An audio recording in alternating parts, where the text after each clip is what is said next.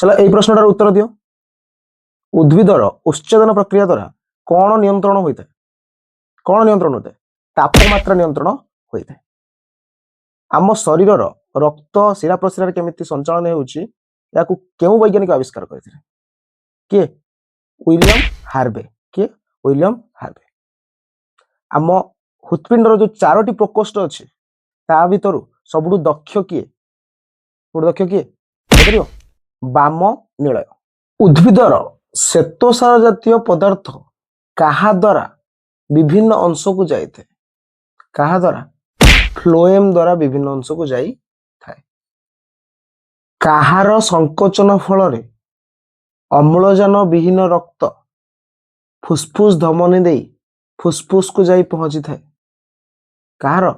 ଡାହାଣ ପଟ ନିଳୟର ସଂକୋଚନ ଫଳରେ। କେତେଟା ଆନ୍ସର କହିପାରିଲା ଆଜି କମେଣ୍ଟ କର।